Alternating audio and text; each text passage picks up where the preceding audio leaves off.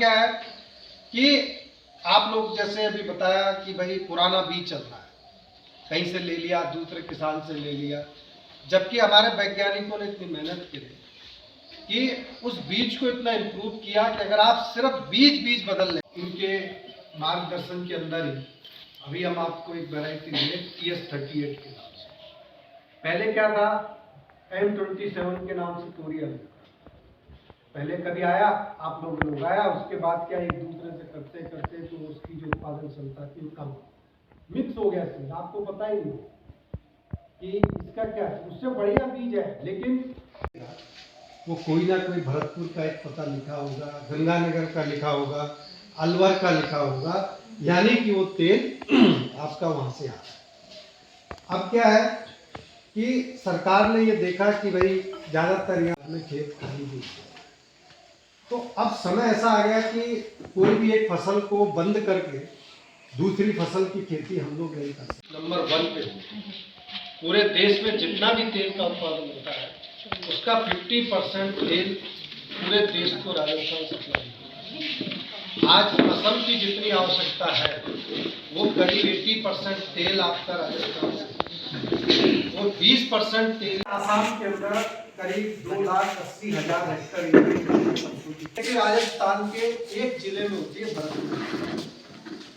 मतलब 2,80,000 हेक्टेयर में आपके जो 33 जिले हैं वो सब पे 10% टोटल प्रोडक्शन की खेती होती थी राजस्थान, लेकिन वहाँ की सरकार ने प्रयास किया, वहाँ के किसानों ने मेहनत की, उनको अच्छी उपज मिली, अच्छी पैदावार के लिए उपज मिली, तो आज राजस्थान नंबर 1 पे। तो पहली जो पीली क्रांति हुई थी वो राजस्थान में, क्योंकि सरसों की पैदावार हुई, और हम सब सपना देख रहे हैं कि भाई जो दूसरी पीली क्रांति हुई वो आसाम के। राजस्थान के भारतीय कृषि अनुसंधान परिषद के संस्थान सरसों अनुसंधान निदेशालय से आए हैं। मैं डॉक्टर अशोक कुमार शर्मा, प्रधान वैज्ञानिक, मेरे साथ डॉक्टर पंकज शर्मा और विनोद कुमार आए हैं।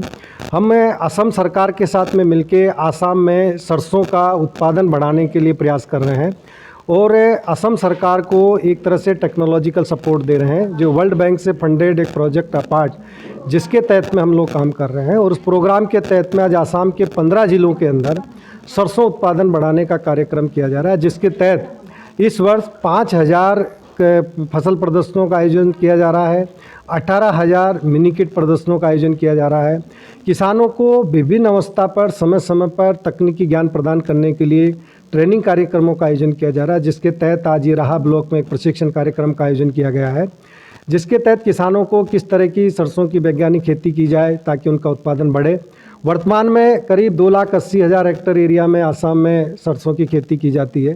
तो सरकार का उद्देश्य यह है कि करीब इसको बढ़ा के 3 सालों में 4 लाख हेक्टेयर एरिया को अतिरिक्त सरसों के अंदर में लाया जाए, ताकि आसाम ऑयल सीड उत्पादन में खुद आत्मनिर्भर बन सके। अभी यहाँ पे सरसों खेती होती है, लेकिन तेल करीब बाहर से आता है। तो ये राजस्थान, ये असम सरकार के साथ में मिलके सरसों अनुसंधान निदेशालय कार्य कर रहा है, जिसके तहत वैज्ञानिक तकनीकों का सपोर्ट सरसों अनुसंधान निदेशालय दिया जा रहा है। और जो यहाँ के सरकार का कृषि विभाग है, वो कृषि विभागों के साथ में मिलके हम लोग काम में कर रहे हैं। तो किसानों के ट्रेनिंग के साथ मेलों का आयोजन भी किया जाएगा, साथ के साथ कुछ चयनित किसानों को सरसों अनुसंधान निदेशालय का भी भ्रमण कराया जाएगा, ताकि जो राजस्थान में अच्छी जो किसान खेती करते हैं उनसे जाके सीख सकें, इनका आत्मविश्वास बढ़ सके।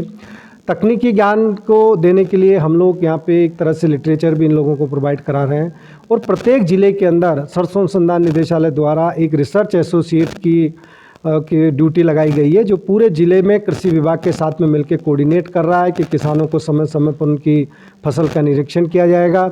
उन्नत किस्मों का बीज सरसों अनुसंधान निदेशालय द्वारा पहले ही दिया जा चुका है, किसानों के यहाँ प्रदर्शनों के लिए डिस्ट्रीब्यूट किया जा चुका है। उस बीज के साथ साथ जिस तरह के खाद की आवश्यकता है वो भी कृषि विभाग द्वारा दिया जा चुका है। तो इस कार्यक्रम के तहत में जो 15 जिलों में चल रहा है, साथ के साथ इस बार माननीय मुख्यमंत्री जी द्वारा 50,000 हेक्टेयर एरिया अतिरिक्त एक सरसों का लक्ष्य रखा गया। तो अब पूरे असम के 33 जिलों के अंदर सरसों उत्पादन बढ़ाने का कार्यक्रम चल रहा है। तो निदेशालय आसाम सरकार को, जो यहाँ के कृषि विभाग है, उसको एक टेक्नोलॉजिकल सपोर्ट प्रोवाइड कर रहा है, जिसी के अंतर्गत हम लोग आज यहाँ पर आए हैं और कई जिलों के अंदर हम मॉनिटरिंग करेंगे। समय समय पर हमारे वैज्ञानिकों की टीम आती रहेगी, जो प्रशिक्षणों के माध्यम से और किसानों की मॉनिटरिंग के माध्यम से उनको गाइडेंस देती रहेगी। नमस्कार।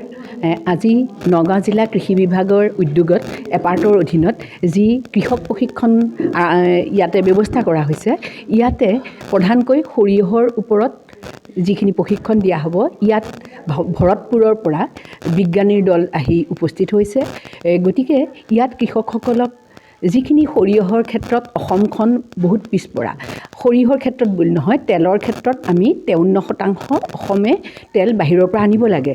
কিন্তু অসমত তেলৰ যি ব্যৱহাৰ, তাৰ কিন্তু যি উৎপাদন হয় তাৰ 92% সৰিয়হ তেল।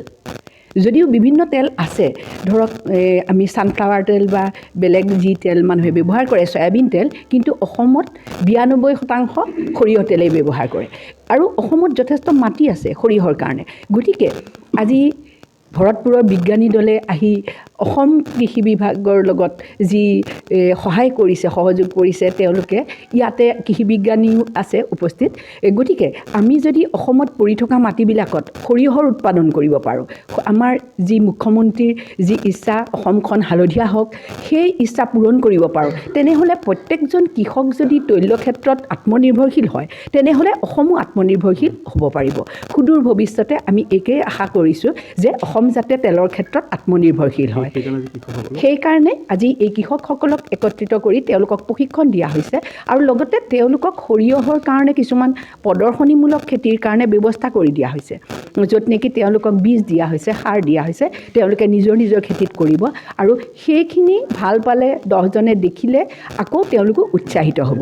গতিকে অসমৰ পৰি থকা মাটি আমি পৰি থাকিবলৈ নিদি সৰিয়হ কৰি আমি আত্মনিৰ্ভৰশীল হওঁ, সেয়ে আমাৰ উদ্দেশ্য। ধন্যবাদ।